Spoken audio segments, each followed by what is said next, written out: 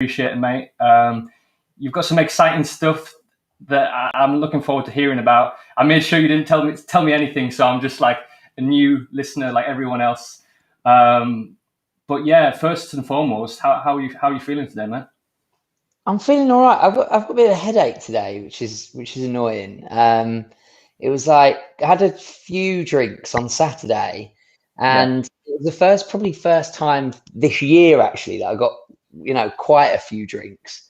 I think it's I think it's like 2-day hangover. I've done so well up till now, and I'm just like, oh, head's hurting a bit today. But apart from that, I'm good. I'm positive. I'm optimistic. Things are kind of starting to get going again, aren't they? How are you?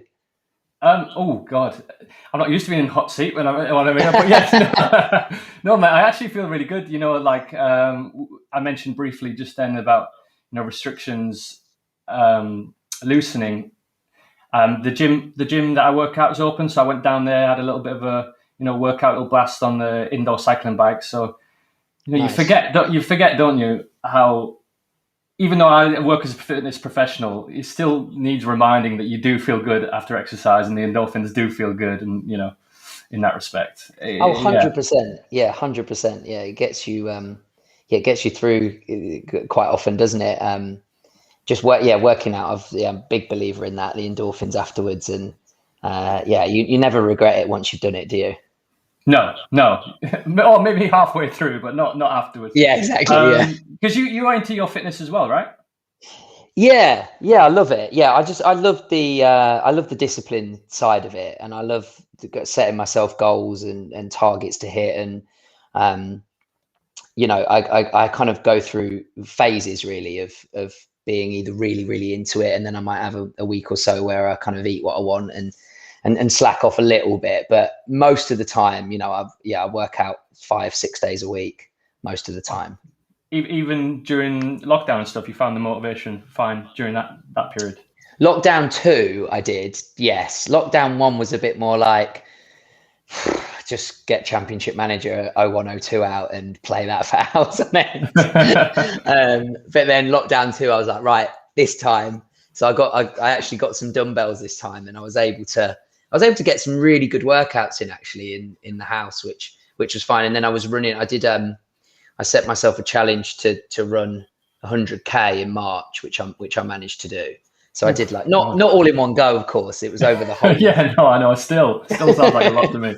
I hate running, you see. So that is not. Yeah, it's not my bag. I'm just not built for it. That's what I tell myself anyway. Every time I go for a run, I hate every second of it, and I just never again. Just a quick one for you.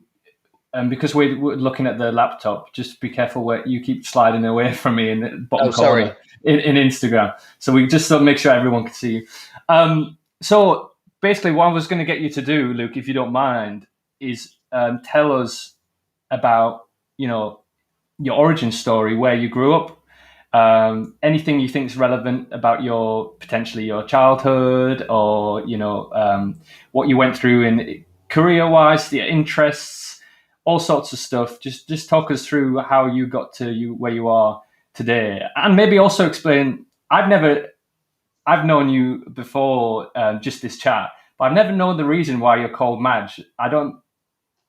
Is there a reason? Well, yeah. So my real name is Majid Luke Medazadi Jerdy. Oh, well, that would make much more sense. that makes a lot of sense. Yeah. So my name's Majid. So all my friends have always called me Madge. And basically, when I was graduating from drama school, I got some advice from an older actor who was a bit of a kind of old school person, who said, "Oh, I'd suggest maybe changing your name because it will confuse casting directors. They won't be able to kind of go, oh, Majid, and then they'll see a white presenting English person and be confused." So I took that advice and then kind of regretted it ever since. Ish. I mean, it's not. I don't think it's.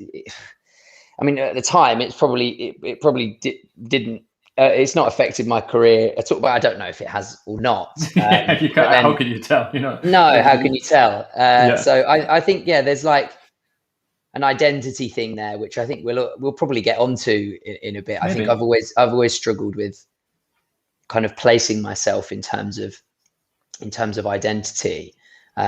Coming from so I'm half Iranian, so my dad's Iranian and my mum's English, and I was born just outside of London in I was born in Welling at the hospital there, but just outside London in Stevenage is where I was born, and kind of where I grew up to about the age of 12, and then we moved up to Derby, so small town in Derbyshire called Belper. And then mum and dad split up after about a year of being there. And then so how old would you have been then? So 13, maybe 12 actually. I think we moved up when I was 11. So basically I'd done year 7 at secondary school in Stevenage, and then we were told we're moving up to Derby now. So as you can imagine, at the time it's like, well, I've got to join secondary school at year 8 up north to me. Derby's Midlands, but it was up north to me because, we were just outside London. So I'd like quite a strong, South accent, Southern accent. Yeah. To be told that we're moving up to a small town in Derbyshire, Belper, and I've got to start secondary school in year 8. And bearing in mind that Belper is just very, very, very white British, not much diversity there at all. And so joining there, being called Majid, was really, really daunting. And, luckily I settled in very quickly, or kind of so I thought. And then kind of, somehow got through school in Belper. And then went to college. I didn't stay on at sixth form. I went to Derby College, where I kind of met quite a few new people and stuff like that. And then decided that I wanted to go to drama school. So auditioned for drama schools, and then managed to get a place at Manchester Met, despite applying for like probably 9 or 10 drama schools. It's like you're from a performing background as well, as you can imagine. It's kind of like, I've got RADA, I've got Guildhall, I've got Drama Centre. I'll just be able to take my pick. And then it just obviously didn't work out like that at all, because I didn't kind of realise the competition or anything. But anyway, got a place in Manchester, which was amazing, and trained for 3 years in Manchester at drama school. And then basically from there, I've been a professional actor since graduating. So got an agent straight away. And went kind of straight into the industry. So done various jobs, various acting jobs and various non-acting jobs in that time as well. So went straight into Warhorse on the West End, which was about the time that I think me and you probably first met, like fairly briefly, because of course you were going out with Daisy all that time ago, and I was really good friends with Adam, who was really good friends with Daisy, because they did Dreamboats and Petticoats together. And that's how kind of we met briefly then, and then finished Warhorse and was like out of work for probably about a year, where I did like labouring, working on a building site, working in bars, the usual kind of actor jobs. And then did a film and done various other bits. Did a Shakespeare play at the Everyman Theatre, where I kind of first made my links there, which is where I'm going to be performing in June, and did a various few other bits, and then got Hollyoaks in 2016 and was in Hollyoaks for 4 years. Left in January 2020. Been writing and developing my own show since like end of 2019, and here we are really.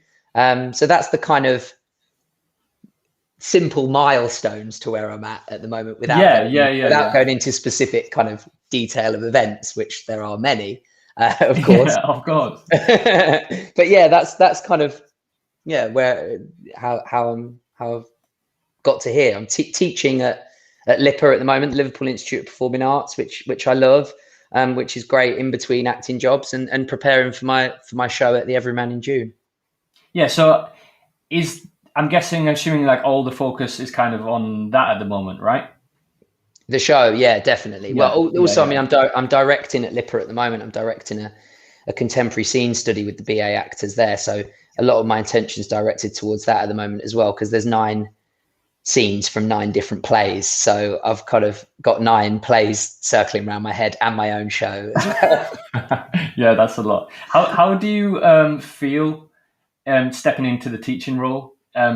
Was that daunting for you at first, or did you enjoy it, embrace it, or like have you ever had thought about like teaching technique and how you want to place yourself as a teacher, like the same as everyone, like authority? Like there's obviously different ways you can go about it. Yeah, it's a bit of a mixture, really. I think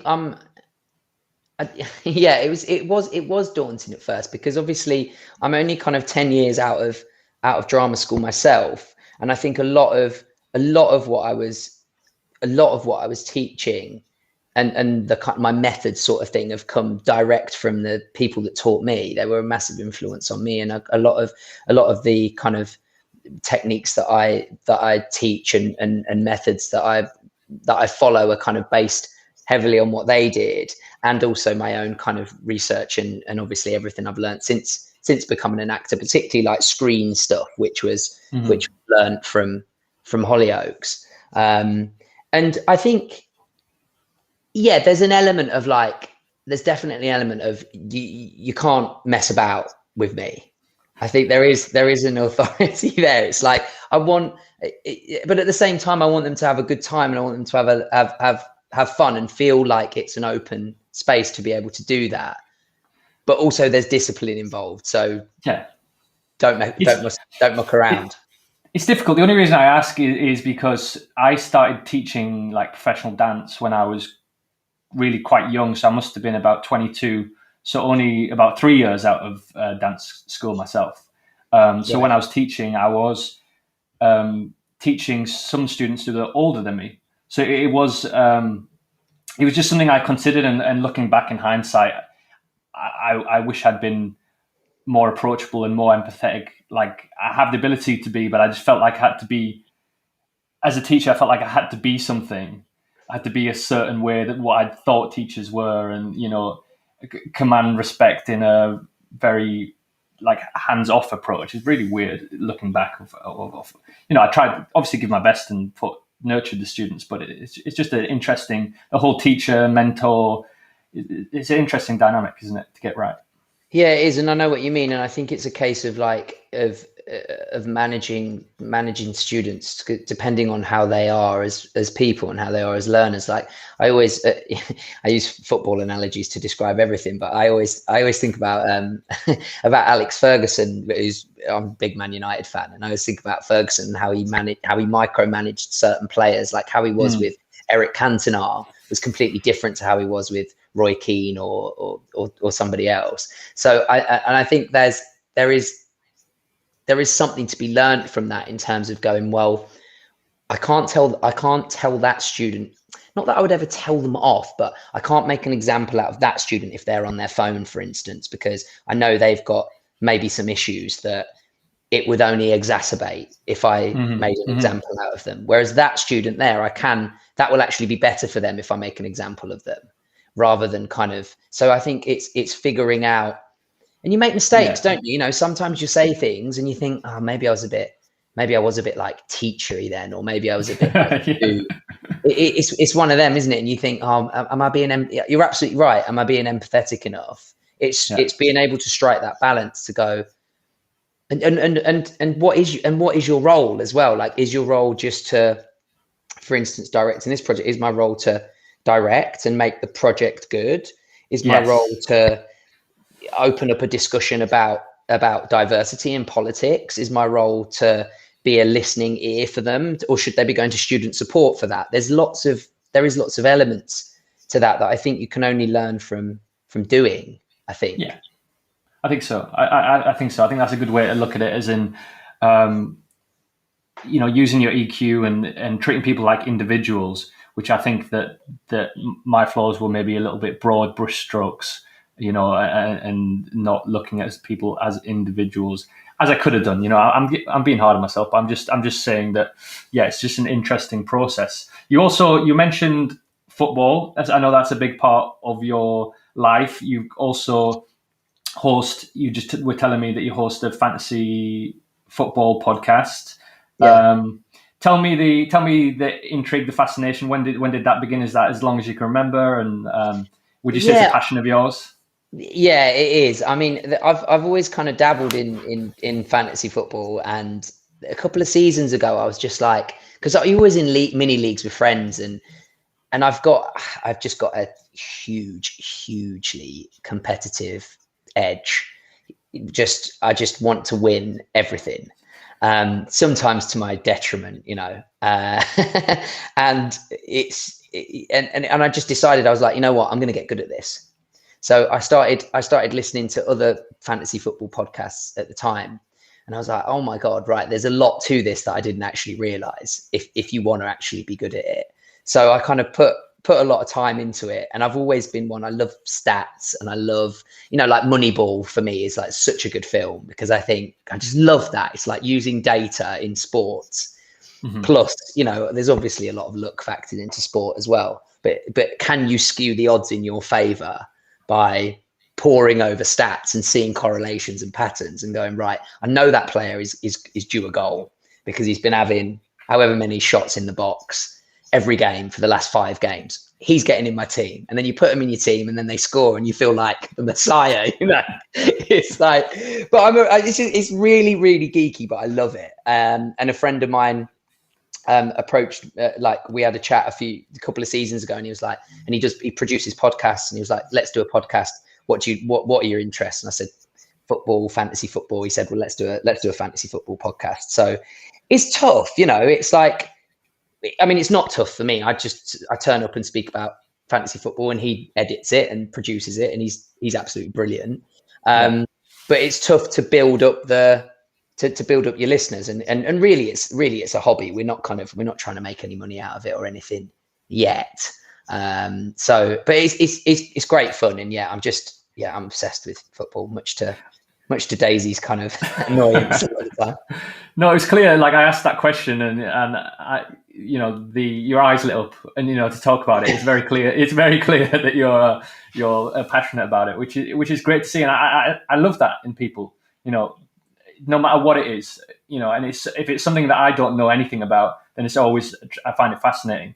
My experience with fantasy football is usually whatever I do, the opposite happens. I'll have two options in my head, and it'll always, sod's law, be the opposite. So as is the way, yeah.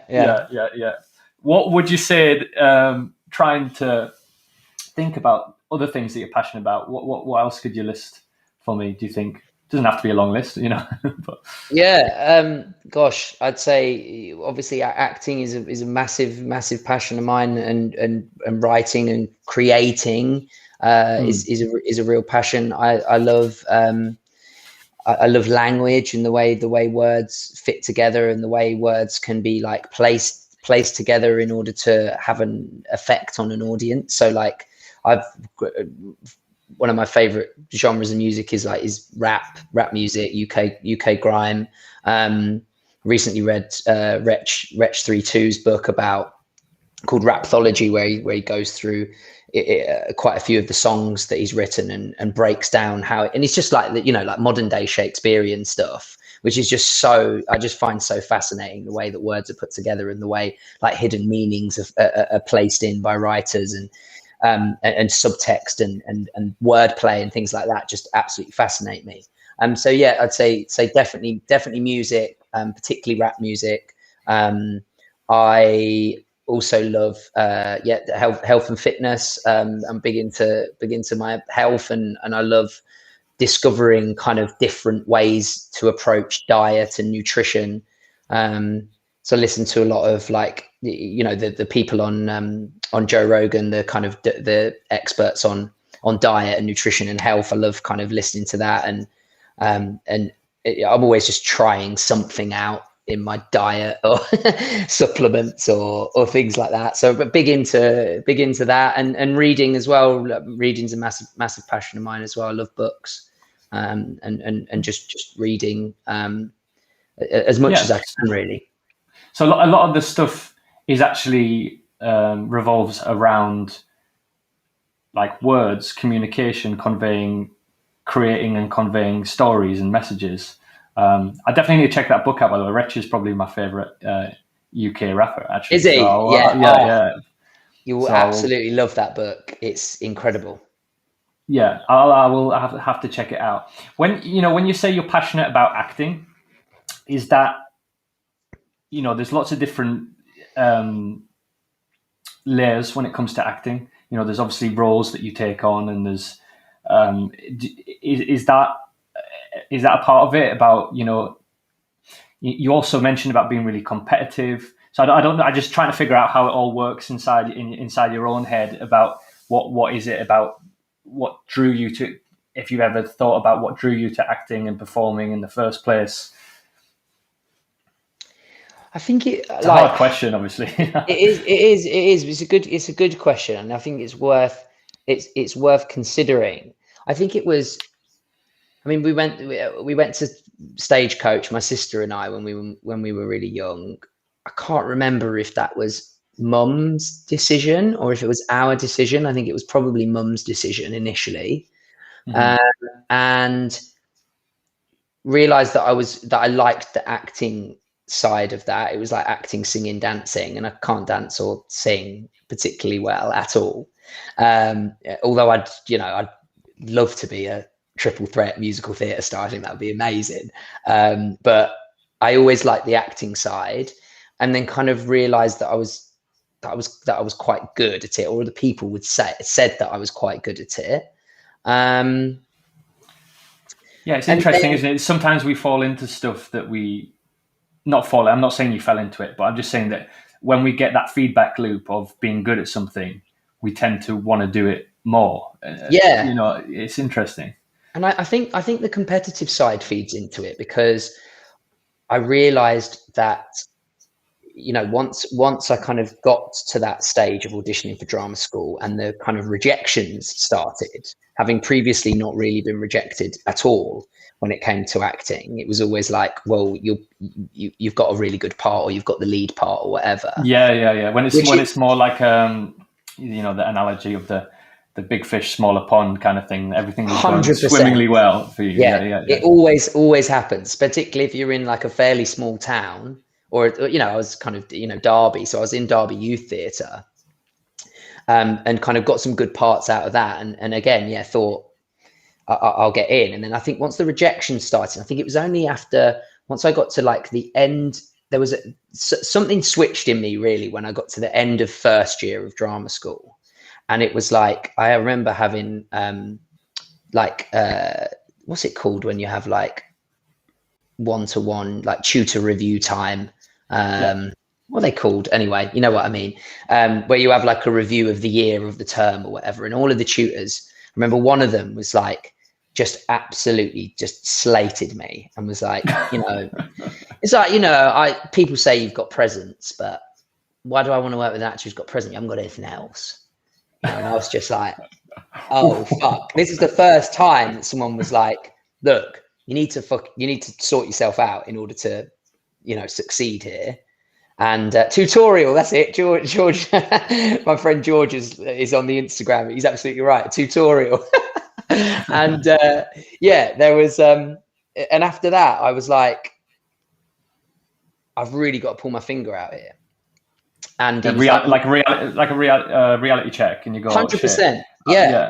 And he was like, right, decide what kind of actor you want to be. Read this book, read some autobiographies, read Laurence Olivier's autobiography, read Simon Callow's autobiography, read this. And I went away in the summer and I was like, head down, read, and just started really, really, really getting into it. And after that, it was like, this is me now, and I'm gonna succeed. And I think when there's that fire lit in my belly and I'm like, right, that's it. This is what I'm going to do. It's just blinkers on, and that's it. I'm there and I'm on it. And it was that kind of kick up the arse really that for me lit that fire. And then from there, it's like, right, I want to do this. And I guess that's where the competitive side kind of links in of like, the industry is really, really, really difficult. So you've got to work to succeed. But then I suppose that doesn't really answer what you said, the original, like, what drew you to it. No, it's interesting. I don't know what I think it's just that, like, that thrill of performing, that thrill of being on stage, and that there's a real adrenaline there of like just becoming somebody else. For me, I think it was more about, looking. I don't think I ever thought about it at the time, but looking back through my childhood, I started as a dancer. I think it was more about attention. People were giving me attention when I was dancing. Like when I was like 5-6 years old, like dancing and having, like you said, being a little bit good at it, and then doing it, and people will be like clapping or giving, like, encouraging. Oh my God, he's so good at it. It's like I really feel like I just did it because there was intention, and then you're in there, and then you're like, okay, so now what am I doing with this? Like, is this just a hobby, and where am I going, and decide where to go? And I think, I think that was it. But then weirdly, even though I say that, it just wasn't enough, like filling that, whatever that hole or that void is that it needed filling. I don't think potentially that, I remember my West End debut and just being on stage, looking at the other actors on the stage and going, this really means a lot to you. Like the applause and the thing, and me going, I shouldn't be thinking about what you're, I should be like lapping it up. And then it was just a moment for me going, oh, not that I made a mistake, because I was real grateful where I was. Like, maybe this wasn't the right, not maybe it wasn't the right direction, but it's like, oh, my inner child is kind of lost the way a little bit, maybe. But sorry, I'm talking about myself now. I don't mean to do that. I was just don't be silly. Don't be silly. No, I think that's interesting. I think there's absolutely elements of that. There's elements of that adoration and appreciation from people when you do something that you're proud of, or you do good work. It's like you come out and you want that adoration, I think. And there's 100% there's an element of that, absolute element of impressing people and going, yeah, look, I'm good at this, aren't I? And I think that's again, that's what there's a reason there why there's like, I love sport, and particularly football. It's like, if I could be a footballer, again, there's that element, there's the competitiveness, there's skill, there's discipline, and there's appreciation at the end of it as well. And I think both of those things, I think acting and sport, again, you're in front of a live audience, aren't you? It's similar in that respect.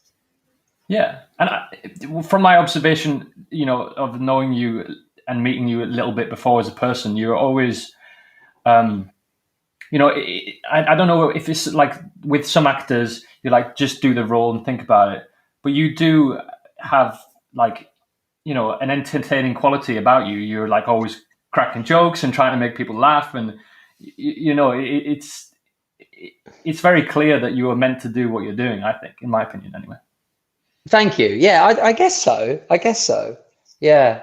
I think I just always had that confidence to just do it.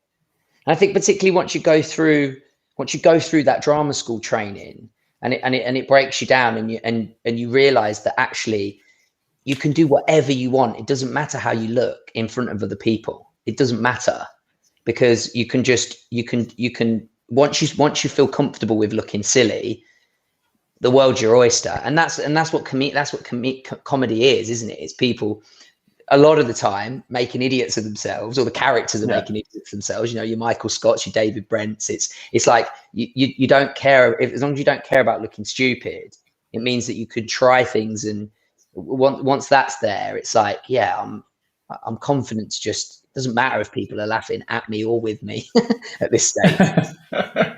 That's a really interesting point. A lot of, there's a lot of, I feel like men have quite fragile egos, and they like to protect it a lot, and some of the things that I've read when it comes to about like the patriarchy and treating women better, the worst thing that a woman can do to a man is like laugh at him and belittle him. And I'm not saying that that's right or wrong. I'm just making an observation of that it can be quite if you ever lose that, that fear, or you can, really step into your own true voice, I think.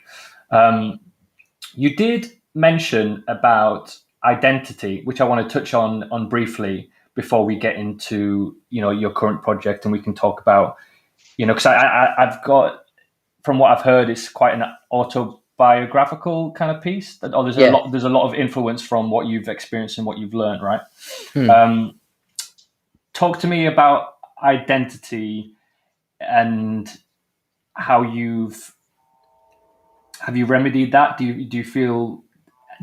Did you feel like when you were younger you wanted to fit in a certain way, and now you're just kind of, it's a really interesting point, I think, about you not regretting, but having second thoughts about changing the name to something that fits your potentially stereotype. I don't want to use the wrong words, but when it comes to casting at least, so that wasn't a very clear or concise question, I must admit, Luke. But I know exactly. You said about touching back on. You said we were going to maybe come into identity. I just kind of wanted to prompt you with anything that you wanted to say on that.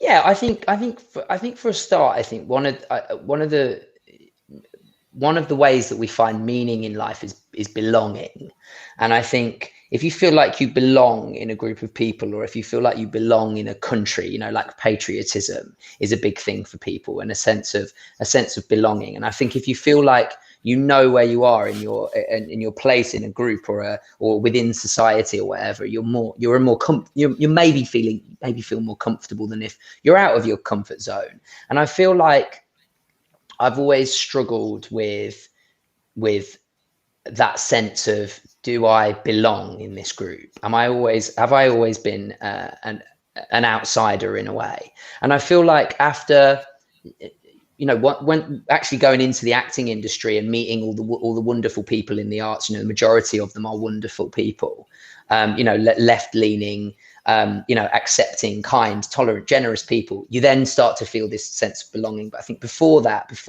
I kind of branched out of Derby and into the world, it was this constant search, this constant need to be liked and need to feel part of a group. And again, it's like, and I'm certainly not going to pretend like I haven't had privilege as a white, British presenting man, which I absolutely have had, enormous amounts of privilege because of that. But this is just my personal kind of thing. Yeah.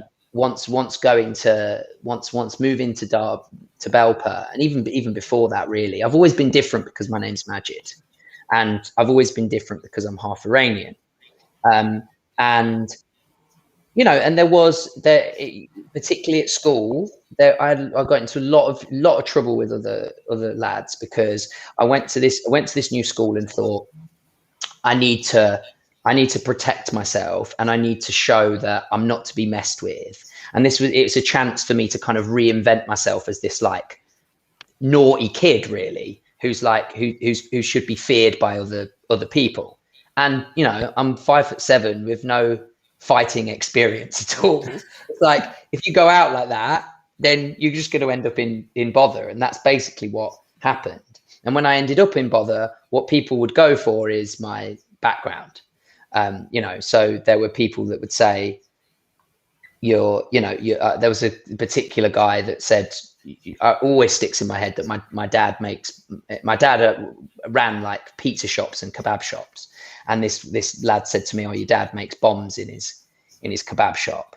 And he'd be like going around saying this. And my sister, who who has slightly darker skin than I do, was called, racist names. And I was called racist names as well, just in school. And it was quite a difficult time. And so when you're called those things, and don't get me wrong, a lot of the time that I was giving out just as much as I got. I certainly wasn't giving out racist slurs or anything like that, but I was giving just as I got. And yeah. I think when you're in that position, it does make you feel like an outsider. And I remember, I had this, which is, and a lot of this is in my show. Good. So we're on the wrong line. We're on the right lines, anyway. Yeah. But all of this stuff is in my show. Yeah, it's very, very personal. The story. It's all about my life and growing up, and how anger negatively affected me, and how the pressures of growing up as a man and what that means affected my life. And I had this fight at school, which was like organized and on a park, and it was like proper, like the whole school was there, everyone gathered around in this circle, and I got absolutely battered by this lad. He was like much taller than me, much bigger than me, he had these huge fists, and just taught me a lesson, basically, because I'd started it originally. I was the one that said, yeah, let's have a fight, blah blah blah. And after that, it was like, after losing that fight, it was like everything that I'd kind of worked for at school to try and get this kind of reputation was just done. So again, it's like outsider. And then you could just kind of went from there. And instead of backing off from that, I almost doubled down on it, and then was constantly trying to prove myself in other situations. And my mouth would just get me into so much trouble. And so I think that all links in with, and to link it back to identity, I think that, that all started when we moved from Stevenage and my mum and dad split up. I mean, it's like textbook stuff that you don't realize. You don't realize at the time. No. It's like you're just going through life. You're just going through every day. You're not thinking, well, because my mum and dad split up, and because we moved from basically in when we were in Stevenage as well, before we moved to Derby, I had a knife put to my back by this older lad who's like 16. I was 11, and which just caused so much fear in my life since then. And again, that all links in with this protection thing, right? I need to protect myself. And the person that could have protected me was my dad, and now he wasn't there because he split up with my mum. So it's like, fuck, I'm 12. I'm 12. Honestly, I know. It's a lot, and there's within that, you can write it off and say boys will be boys and all these terms, but there's a couple of traumas in there.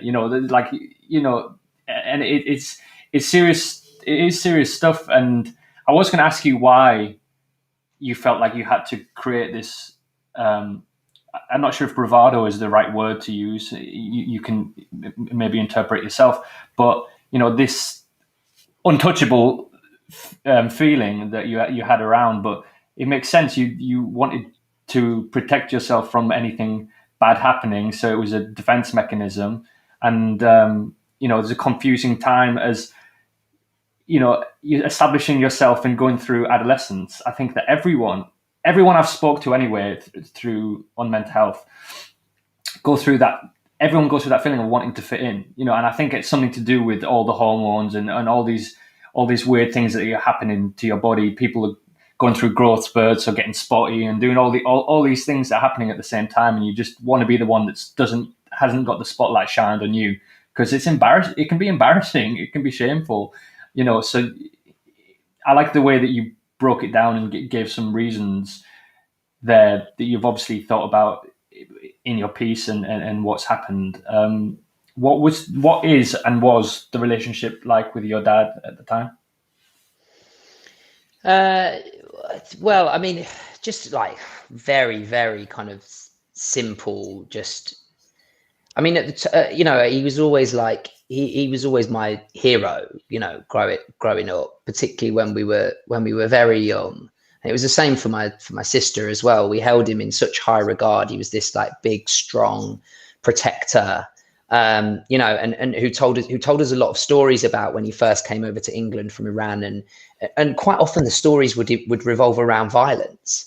Quite often the stories would revolve around teaching someone a lesson. So like there's a story that sticks in my mind that he was set upon by these guys on his way home from the gym one day, and he like beat all three of them up. And there's another one where like someone was causing trouble in his shop, so he hit him and sat on him until the police came. And it's all these stories, like Superman stories, that when you're a kid, it's like, oh my God, this guy's amazing, I want to be like him. And you're a hero if you protect people, and you're a hero if you beat other men up if they come to you and cause you bother. So it's like you're learning all of that.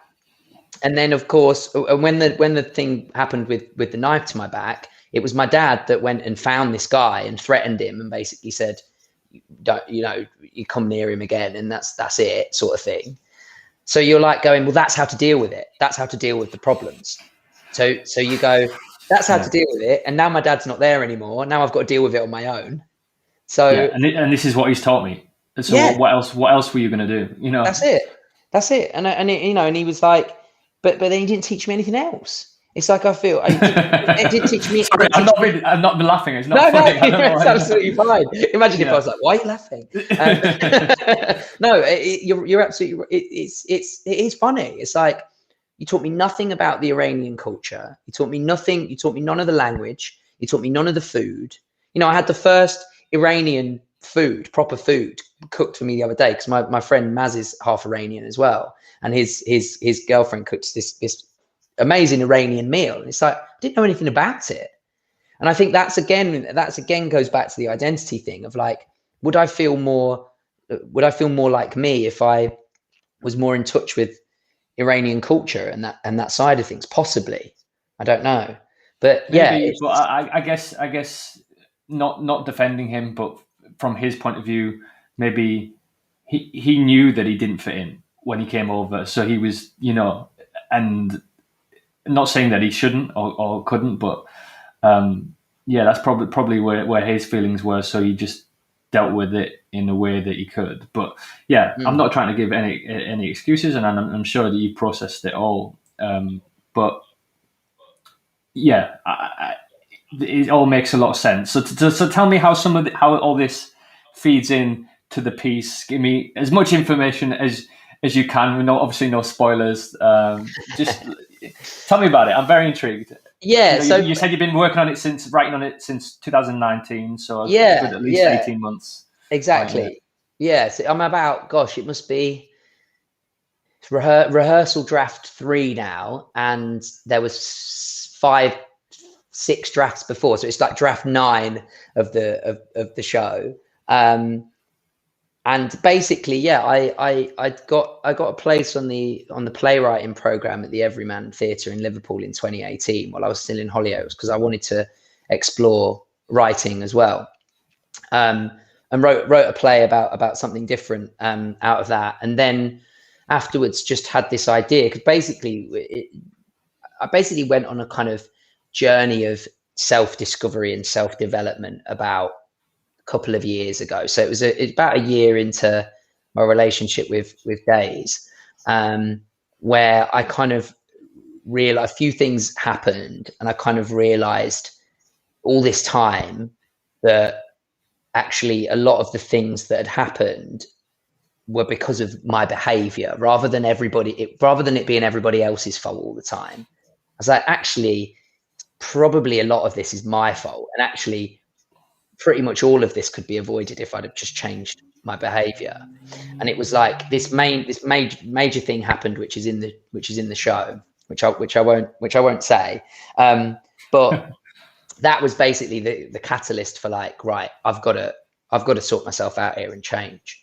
So I had some anger management counselling, and basically just, again, read like I did back in drama school.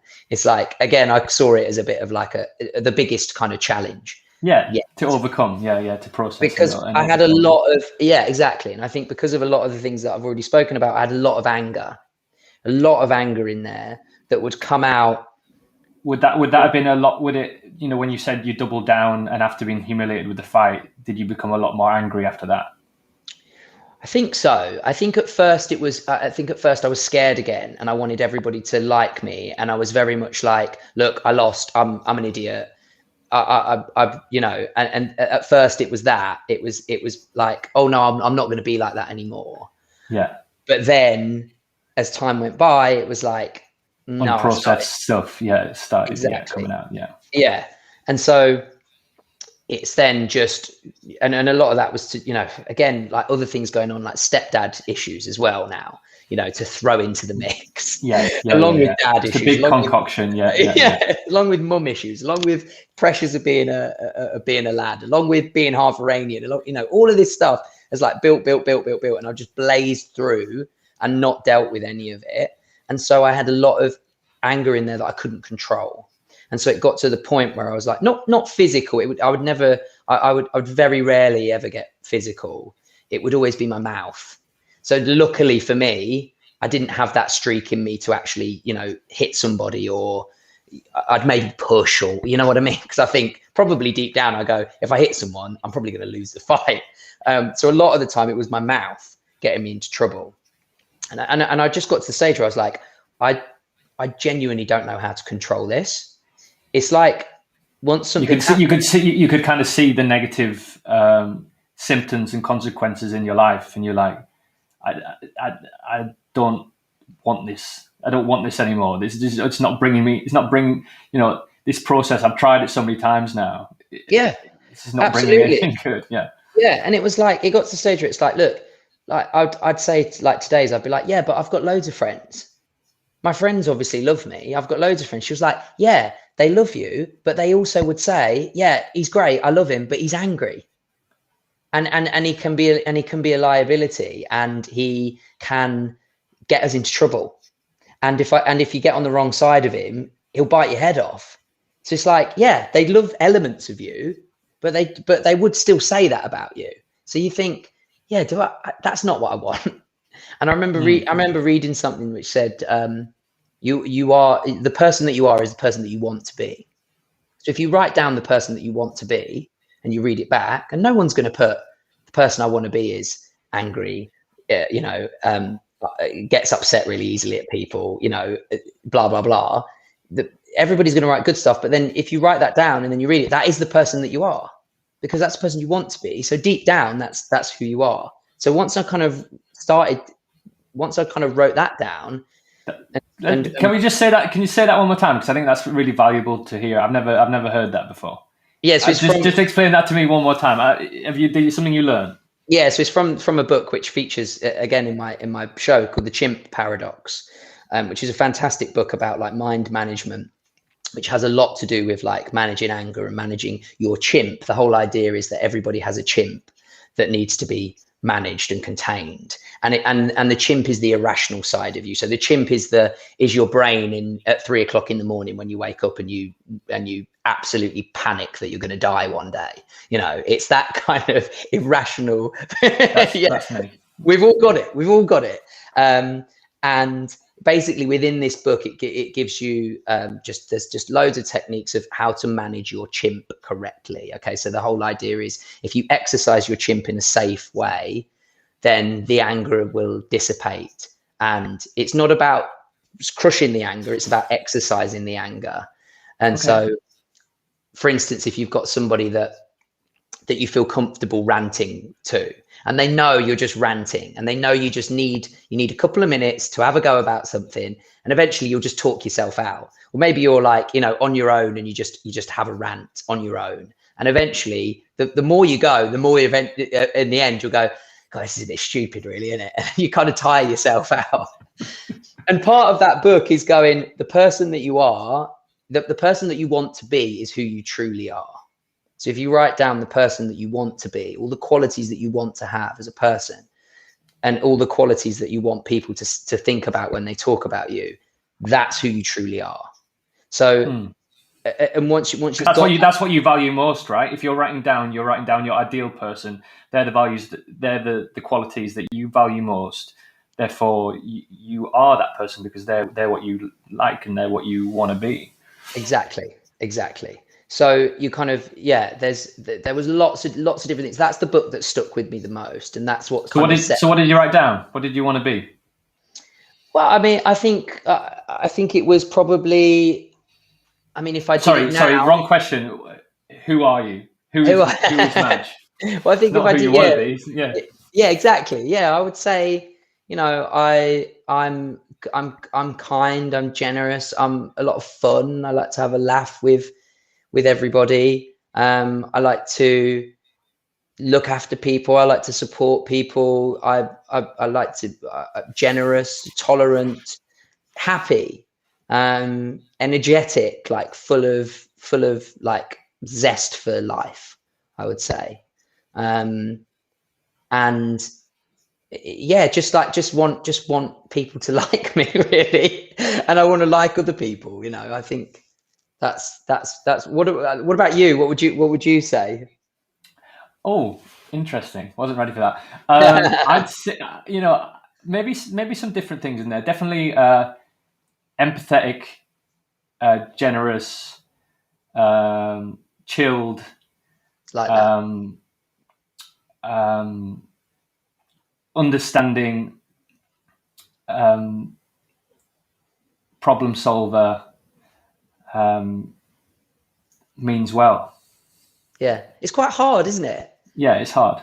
Yeah, it's quite difficult, and you kind of like, and also as well, because you don't want to say like, you don't necessarily want to say the cliched things of like, well, just kind, generous, loving, but really, they're cliched for a reason, because they're the best qualities. Yeah, so it's like, well, you don't need to kind of like think outside the box on that. It's just it's worth reminding myself of that as well, because it's like, well, I don't just want to sound, but it's like, that's right though. Because you don't need to be different, and yeah, you don't have to be different for the sake of it. I don't think I pick nice. Sometimes I find just nice a bit boring. I know that's a bit controversial, but do you know what I mean? As a word is a little bit, yeah, along. It's just a very vanilla word, isn't it? It's just like nice. Yeah. But when you break it down to what kind of nice, then it's often good things. Yeah. So when can we see the show? So it's on 16th. Sorry, I keep saying Luke now. I feel I don't know which one to say. This is what I mean. This is the confusion, yeah. And I'm playing with this identity idea straight away. So the show is starring Luke Jerdy, written by Majid Medizadeh.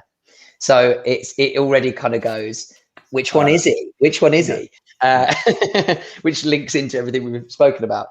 So yeah, it's on 16th to the 26th of June. So in a couple of months' time. So we start rehearsals 24th of May. So I've got a few little edits to make on the script, and then it's kind of rehearsal ready. And then I've got to learn. Are you directing as well?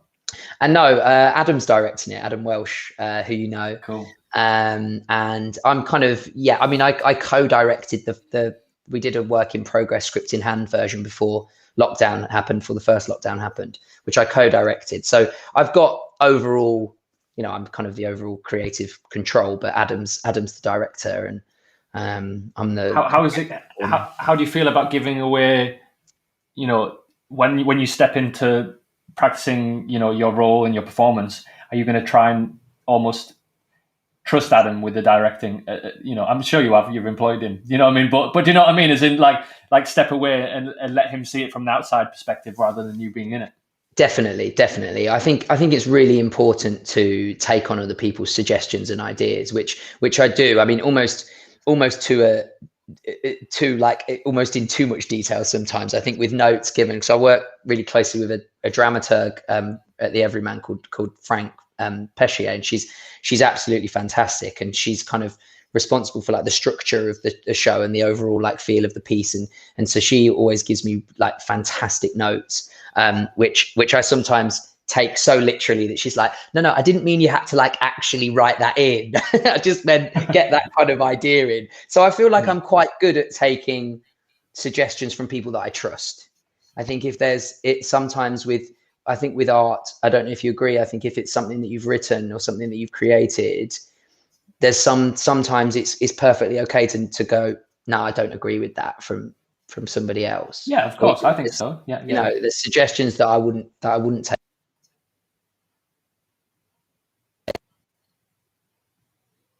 Yeah, I've lost you.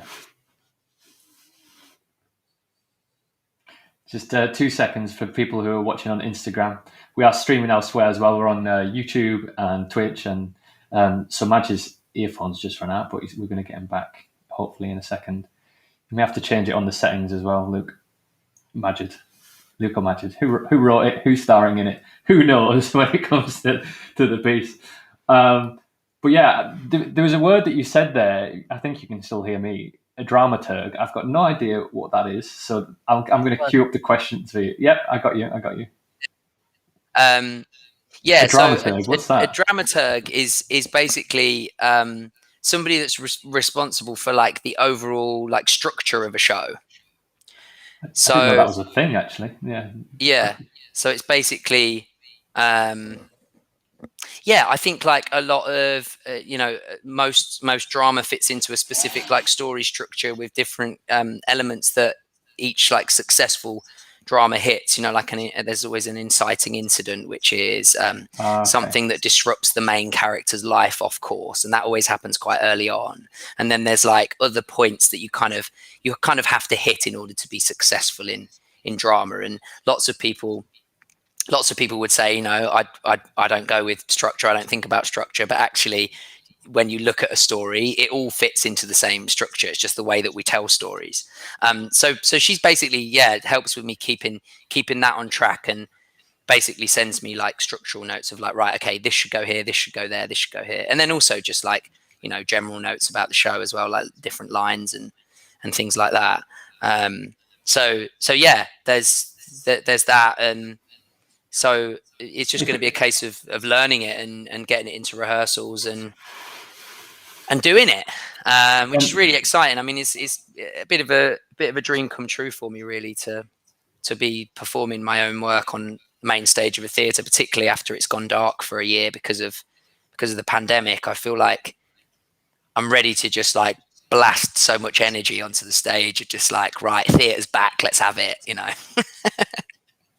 Yeah, that's impressive. It's very impressive. And to blow the cobwebs off the stage, is there any puns at the beginning about like turning the lights on or anything like that on the first scene? What's that? Say that again.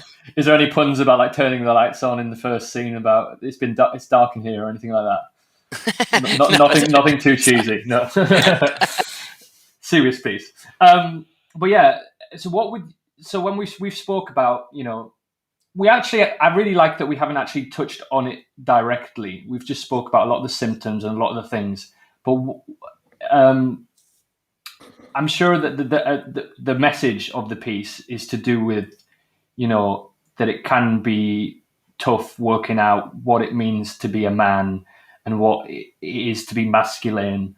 So I struggle to answer this question myself, to be honest. So I'm not like throwing you under the bus or anything. Just about what, through this journey and where you're at now, what would you describe? Could you describe some qualities that make somebody masculine, you think? It's a really hard question again. I think it's difficult, like in terms of qualities that make somebody masculine. Because that's not actually assigned to gender either, is it? So it's really difficult. Yeah, because I think the standard definitions of masculinity are like, strong, protector, looks after their family. Even to the point where it's like can eat lots, can drink lots. Those kind of things can be like these weird ones. I think there's very stereotypical versions of masculinity, and I think the show is kind of designed to hopefully blow those out of the water and go, let's create a new version of it, a new version of manhood, a new version of masculinity, and show I think that's a better word, right? I think that's a better word to use when we're describing these things. And I know you're big on language and it's important, because we haven't used the word toxic in the whole conversation yet, and I've been very aware of that. And that's something that we're running out of time, but we can touch on it briefly. But I think what it means to be a man and manhood is that they're the ones that we'll be focusing on, because or what it feels like to be a man, and what it feels like to live the best version of manhood or whatever it is. But yeah, regarding toxic masculinity, I've read some like opposing things, and I don't really know where I sit about that how powerful language is, and that it can imply, it can not, sometimes when we use terms, it can like not be helpful. And I don't necessarily agree. It just means that everything has to, if we can't generalize, then everything has to come with caveats and like small print and stuff like that. When I think the point that it makes is a very relevant one. But I don't know if you've ever considered that. There's a charity called HUMEN. I don't know if you've heard of it. HUMEN. It's an organization, and I was just listening to some stuff from their founder about that implies that masculinity in itself is a negative thing when it's actually the societal construct and pressure that potentially is. Yeah, I think. I mean, it's become a bit of a buzzword, hasn't it? It's become a bit of a buzz phrase, toxic masculinity, and it's like, well, what actually is it? And I think really, the answer is very complicated. Like with a lot of things, we try and put things into like a simple box or a simple Instagram post, or like this is what this is and this is what that is, and if your opinions don't fit into that box, then you haven't got an opinion, or and I think actually what the show tries to do and what it actually is that it's very complex, and it's a very messy kind of process. I think growing up as a man, and like I think just like the pressures that you feel of like to fit in and to belong is like there's a big pressure there amongst men, and there probably is amongst women as well, but this is just personal experience. Is like there's a real like lad culture that if you don't conform to,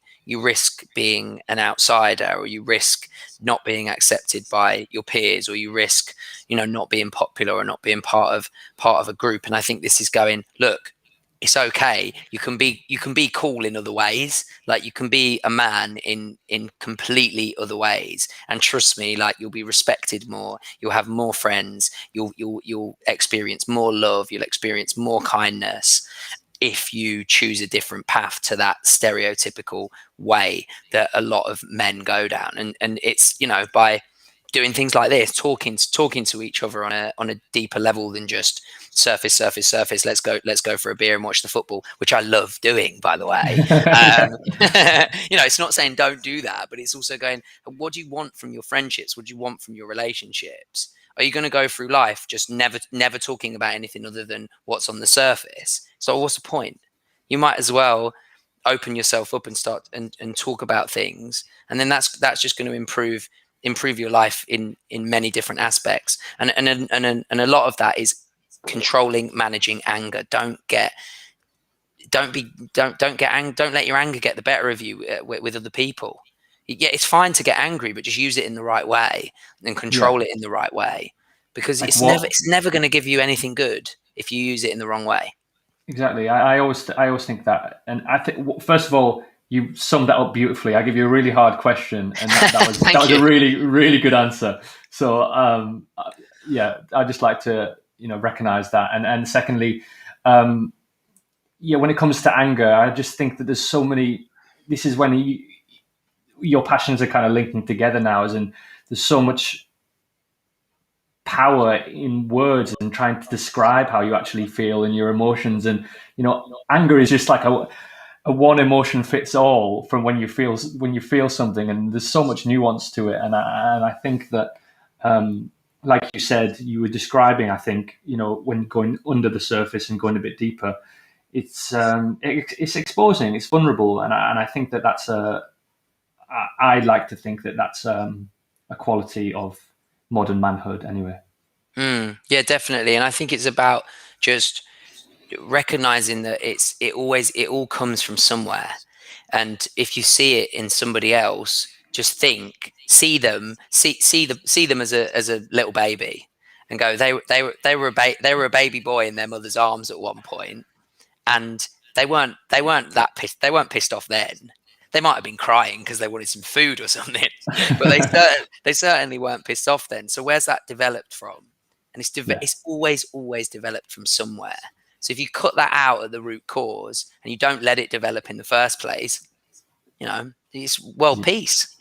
It is. It is. Because women aren't the problem here. Like, trust me, women are not the problem here.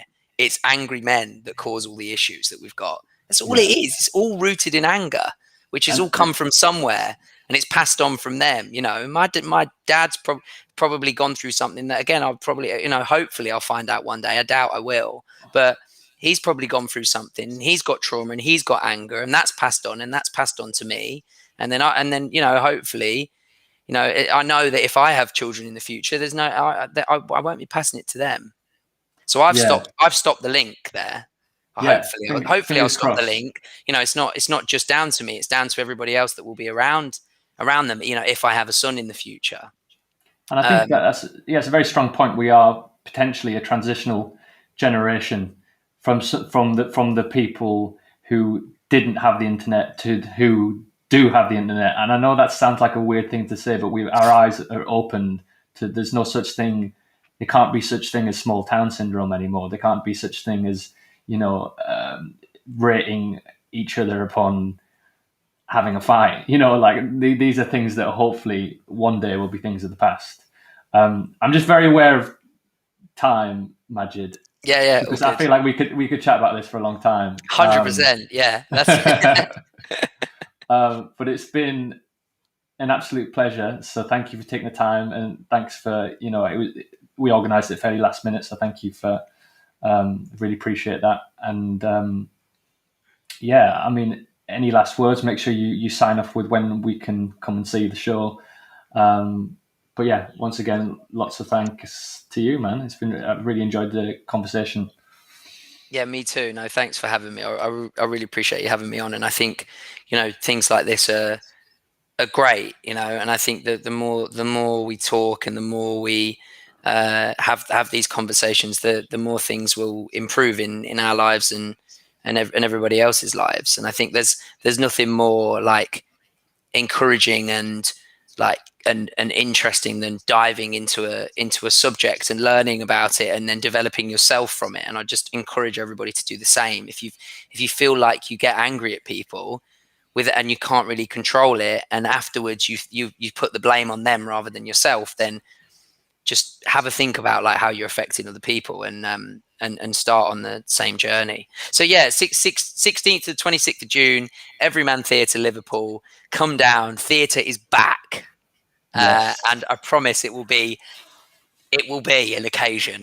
That's it. And just to echo what you said, I think it's equipping ourselves and our men and young men with the skill set and the tool set to be able to recognize, you know, the things you mentioned about your dad, that I'm sure he's had traumas. He might not be able to actually process them or tell you them because he didn't recognize them at the time. He didn't recognize the symptoms. He didn't recognize what was happening. So it's about recognizing events in our lives and sort of, you know, trying to process them in healthy ways. So if we've got the tool sets to do it, and just a main one is talking about how you feel and being open, I think, anyway, just from my personal opinion.